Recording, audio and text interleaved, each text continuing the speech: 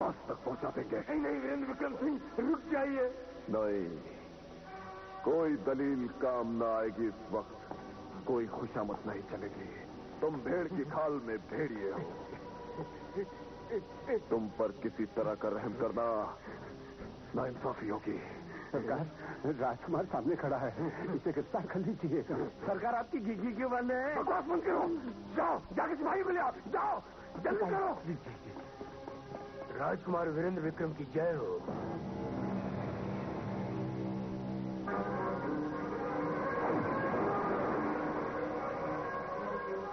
गुस्ताखी के लिए माफी चाहता हूं राजकुमार।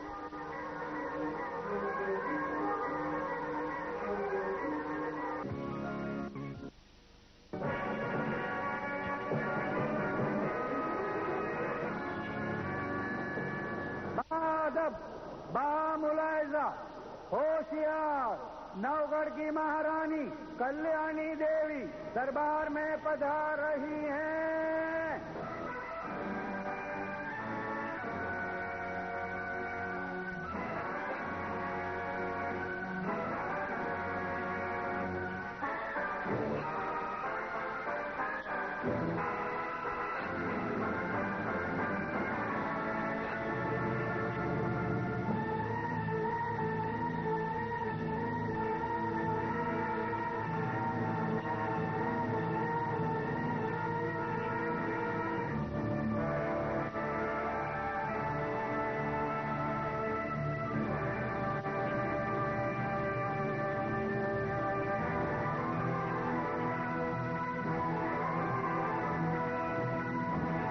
नवगढ़ महाराज की जय हो।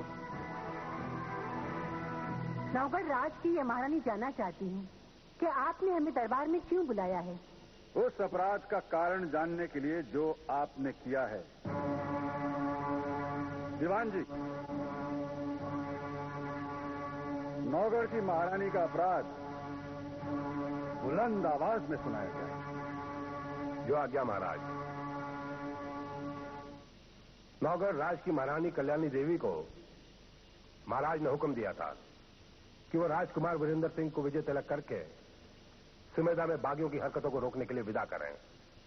लेकिन महारानी ने राजकुमार को सुमेधा में भेजकर विजयगढ़ भेज दिया ताकि वो वहां अपनी प्रेमिका चंद्रकांता से मिल सकें। नवगढ़ राज के हितों और कर्तव्यों को नजरअंदाज करके महारानी ने एक महारानी न होने के बजाय कमजोर मां होने का अपराध किया है। हम पर लगाए गए इल्जामों का हम जवाब देंगे। ठहरिए महारानी, आपको हुक्म दिया जाता है कि दरबार में आप अपराधियों की तरह खड़ी रहें।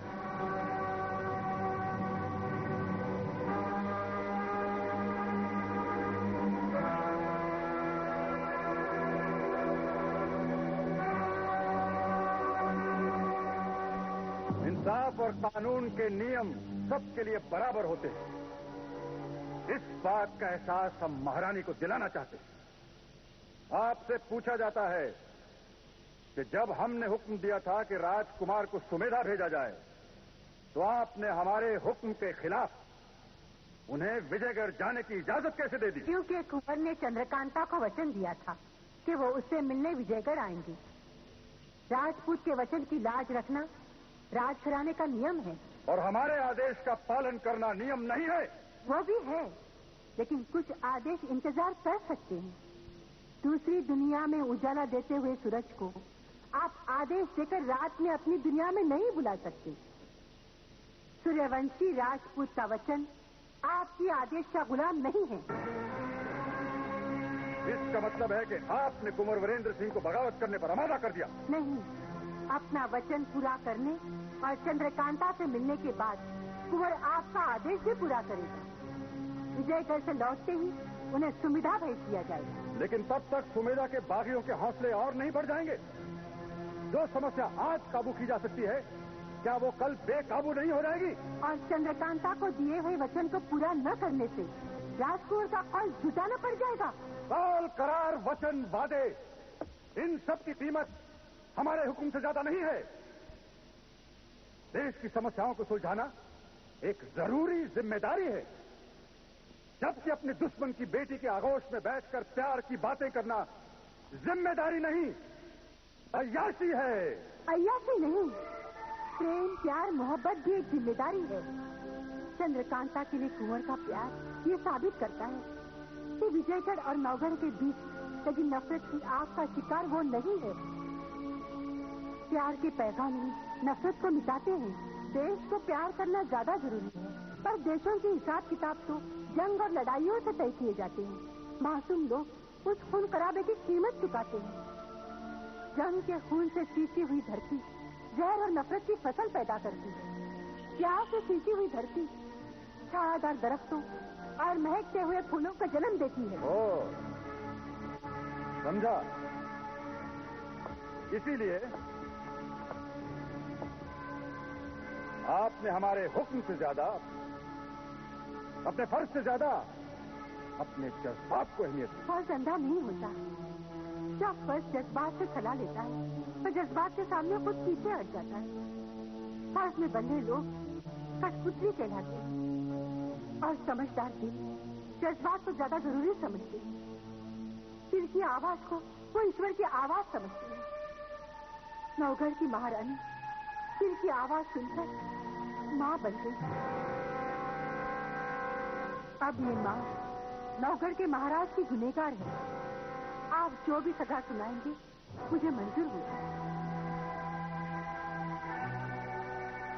इससे पहले कि हम सजा सुनाएं, नौगढ़ के राजकुमार की माँ ये भी सुन ले कि अपने जज्बात में बहकर अनजाने में आपने अपने बेटे को वो सजा दे दी है जो आज तक शायद ही किसी माँ ने अपने बेटे को दी।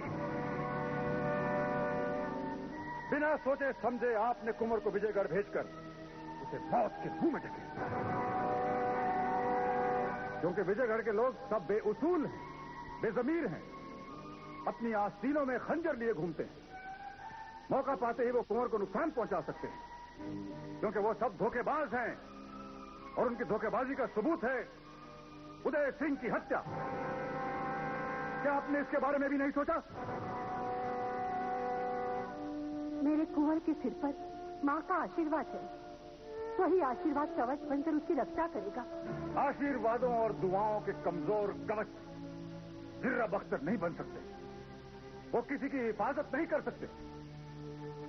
आप भूल रही हैं कि कुंवर सिर्फ आप ही के नहीं, मेरे भी बेटे हैं। उनकी हिफाजत के लिए मुझे किसी काबिल मुहाफिज को मुकर्रर करना है। और रही सजा की बात,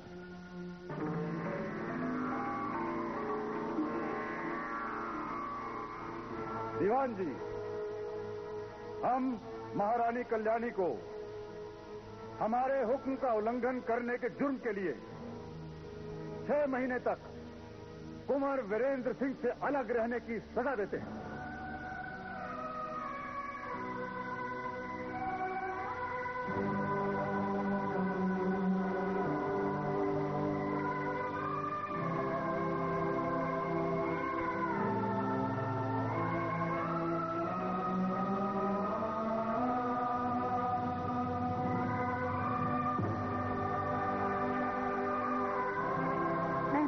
इस फैसले की कदर करती हूँ। दीवान जी, दासियों से कहिए कि वो महारानी को अपने महल में लेकर। महाराज के हुक्म की तामील हो।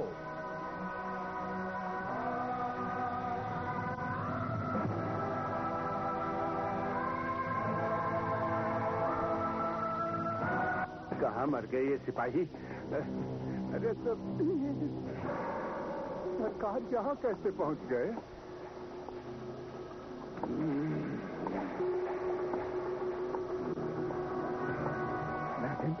लगता है हम रात के अंधेरे में रास्ता भूल गए हैं और लौटकर वहीं वापस आ गए हैं जहाँ से चले थे।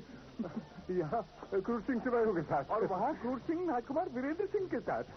अजीब करिश्मा है, यहाँ भी क्रूर सिंह वहाँ भी क्रूर सिंह। मुझे लगता है ये कोई अय्यार है जो क्रूर सिंह बन चुका है और अब क्रूर सिंह बनके हमें गुमराह कर रहा है। लेकिन यहाँ तो तुम्हारे और मेरे सिवा कोई है ही नहीं तीसरा। मैं तुम्हारे साथ साथ बराबर चल रहा हूँ। तुम हमारे साथ ना भी होते तो क्या कर लेते? खामोश। नाजिम, चल के सरकार से खुद ही पूछ लेते हैं। ठीक। कहां से आए हो तुम लोग? क्या वीरेंद्र विक्रम मिला? मिला, आपको मिला? जी हाँ। और हुजूर, आप ही ने तो कहा था कि जाओ सिपाहियों को लेकर आओ उसे गिरफ्तार करने के लिए। ओह नालायक, ये क्या कह रहा है तू? हुजूर, आप वहाँ पर भी थे और यहाँ पर भी हैं। आप दो हैं। 2 क्रूर सिंह? खामोश! तुम लोगों को 2 क्रूर सिंह दिखाई दे रहे हैं? लगता है तुम लोग नशा करके आ रहे हो। वक्त नहीं मिला, नहीं तो करके आते। अरे छोड़ इस बात को नाजिम। लेकिन पूछने वाली बात यह है कि हुजूर 2 हिस्सों में बट गए हैं। हाँ, सरकार वहाँ भी थे और सरकार यहाँ भी। लो, समझ में नहीं आता कि हम 2 कैसे हो गए। एक ही दुनिया पर बोझ है, दूसरे का बोझ उठाने के लिए तो दूसरी दुनिया तलाश करनी पड़ेगी। खामोश! ये दूसरा क्रूर सिंह कहाँ है? तुम यहाँ क्या कर रहे हो तेज सिंह? क्यों आए हो यहाँ? आपको ले जाने आया हूँ।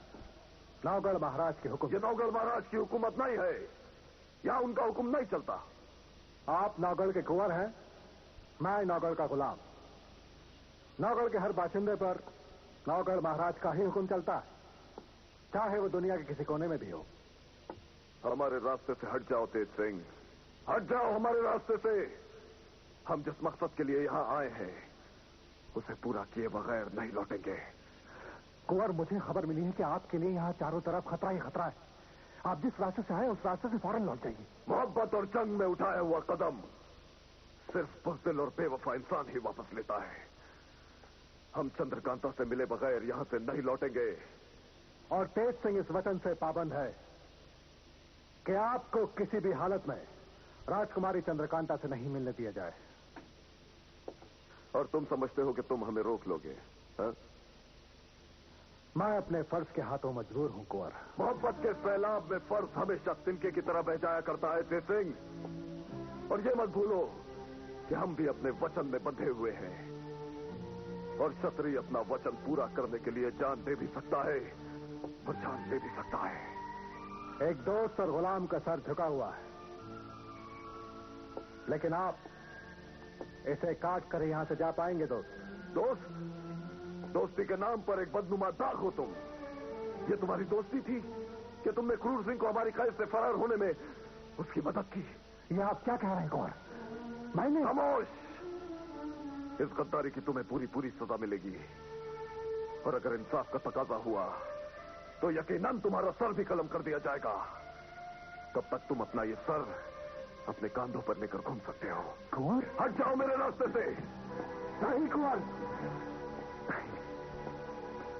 तेज सिंह की दोस्ती पे तलवार का काला साया छोड़कर गए हो कुंवर। ये राजपूत सौगंध लेता है कि सर देकर भी गलत फहमी को दूर करेगा।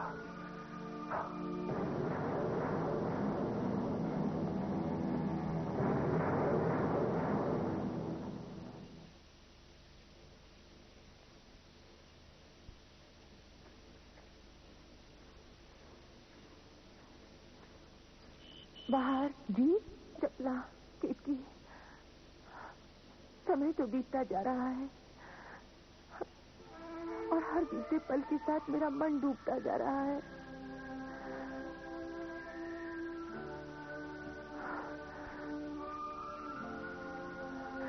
क्या मेरा जीवन केवल प्रतीक्षा है? कोई पूछे तो मेरा नाम चंद्रकांता नहीं, प्रतीक्षा होना चाहिए था। नहीं, अमित प्रतीक्षा, कभी न समाप्त होने वाली प्रतीक्षा। मेरा मन नहीं लगता बाहर। राजकुमारी जी,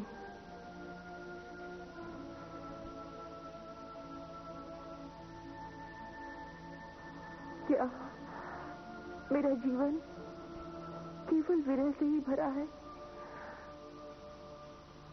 विरह और वियोग।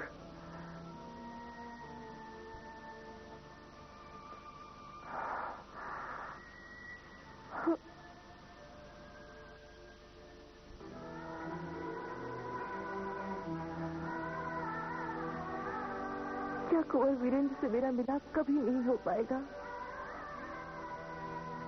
क्या वो इस बीते प्रहर के साथ भी नहीं आ पाएंगे? हाँ, आएंगे राजकुमारी।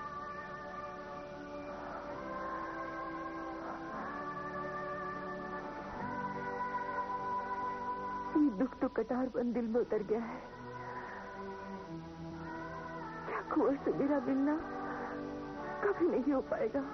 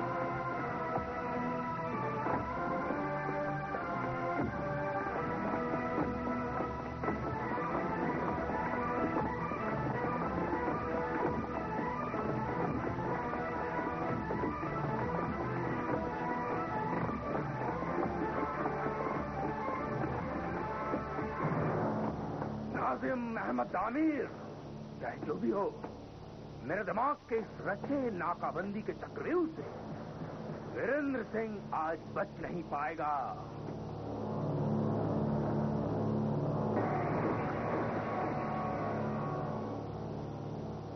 अगर तुम लोग सच कह रहे हो कि कोई अय्यार हमारे वेश में यहाँ धमका है, तो हम लोग अकेले नहीं, सिपाही के साथ होना चाहिए था।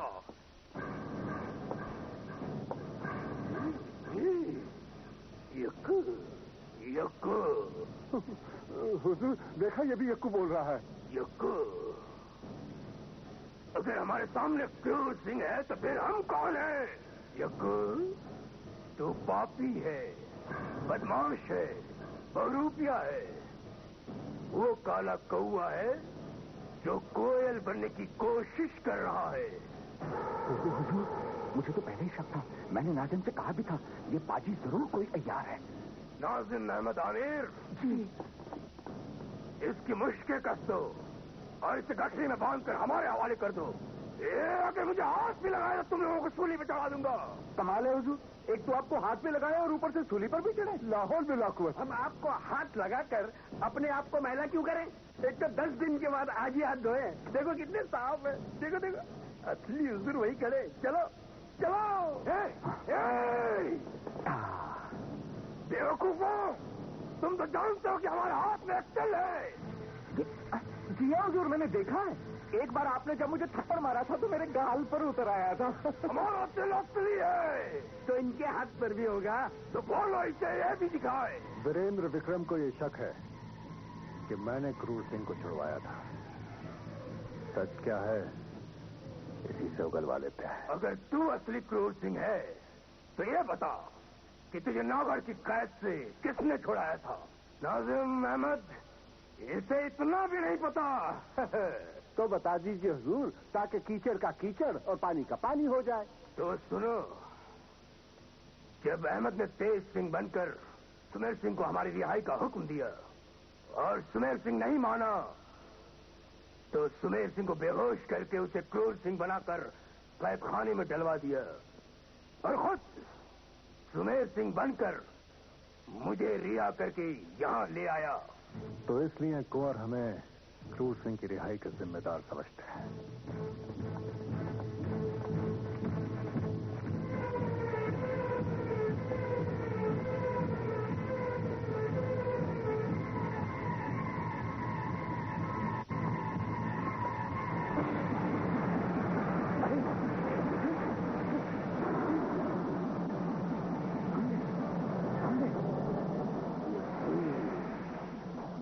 अब तो तुम लोगों को यकीन हो गया कि असली क्रूर सिंह मैं हूँ। जी पता करो कि वो कौन था और कहाँ गायब हो गया।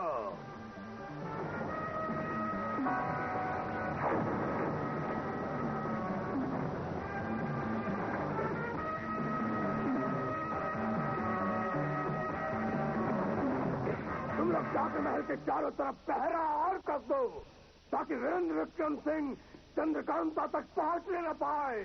जाओ।